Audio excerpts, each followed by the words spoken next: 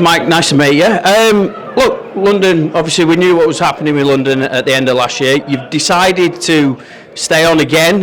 Can you talk me through the process and your thoughts going into this year, really? What, me? Or? Yeah, personally. Yeah. So there was a reality that we might have a club in and around November time. The club had some remaining money left over. They had some contracts they were obligated to fill. So there was a conversation around: do we just use that money to tie the club up? Yeah. Because who's going to take this forward? You know, we've got a chief executive. Is it their job? No.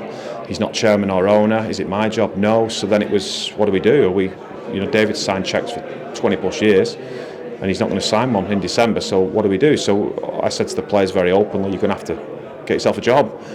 Look elsewhere whilst we go through things with the club. So myself included, I had to look at options. There's a few bits came up north. Obviously not my preference to go up north and leave the club.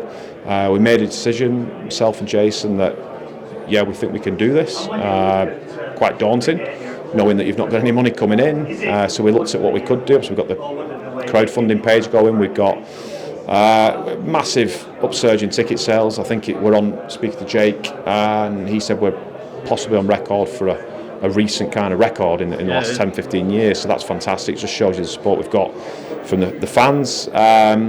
Slowly but surely we're stabilising. We signed the players that we could. We've only got 12 players at the minute, and we've got upwards of 14 trialists that we've picked up from the London League, the SCL competition.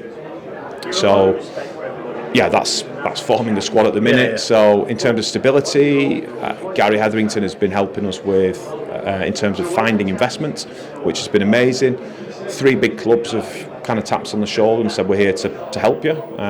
Wigan, we've just signed 2 of their players who will be with us. That'll be announced any time now.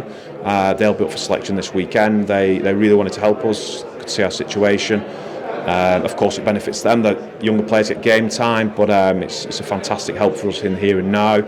Hull KR have said similar with their player pool, and Leeds Rhinos through Gary, which is the big one in terms of helping us find investment. He's the most credible, reputable off-field operator, isn't in the game. So to have him having those conversations for us is amazing. He's in Australia at the minute, having various conversations, and we thank Leeds and Gary massively for that. Gives myself and Jason the confidence that we can go forward. We're going to the investment side in a minute, but you've been in this situation a little bit before with London, haven't you? You've managed to sort of build a squad from some homegrown players. Is that big sort of identity of London Broncos? The long-term vision is that we stand on our own 2 feet, that we're in Super League. I've used that term, the 70-30 split. That's exactly what we want. We want to be 70% homegrown, like the big boys. There's no reason we can't do it.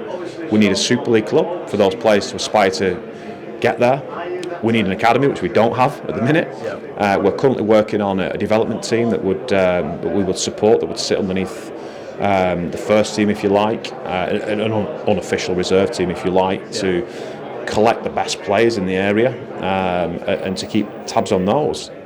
That's massively my passion to develop the club from within. So right here, right now, we're probably more than the 70-30 split, because we've basically got any players in and around the area. So we will go in 3, 4, 5 cycles before the end of the season. The team will just keep developing and improving. We will add experience and quality to it, but right here, right now, we are where we are. I've built the team before in 2023, but to manage expectation, that was to win the competition. We need to, there's no airs and graces. We're in a difficult spot. We need to make sure we don't get relegated, and so that we can plan properly for 26, 27 and be in Super League in and around that time. Great answer. Just talking about the investment, I know there's been a lot of noise about it this week. Are you able to share any details of who may be interested in sort of taking part in London? Yeah, so unfairly Brisbane were thrown into that, which was incredibly unfair. Sun newspaper. Yeah, they had to come and distance themselves from it straight away. So my phone was going like the clappers, and people were saying, this is amazing, we're going to be the London-Brisbane Broncos, the Brisbane-London Broncos, or whatever. And it's like, this is just absolutely not the case. So there's obviously a thread of truth in the Gary involvement. He's in Australia right now, speaking to lots of people. So people probably putting two and two together with him sitting alongside certain people in a coffee shop. It's like the Premier League over there, isn't it? People get spotted. So no, I don't have anything for you on that front. We're certainly not in a position where we have £1 million ready to drop and we're going to sign a load of players overnight. The word that we're using as a club is stability. We have to stabilise. We have to make sure we can pay salaries. We have to make sure that we can recruit slowly but surely with quality players like Luke Pulsella that come in the other day.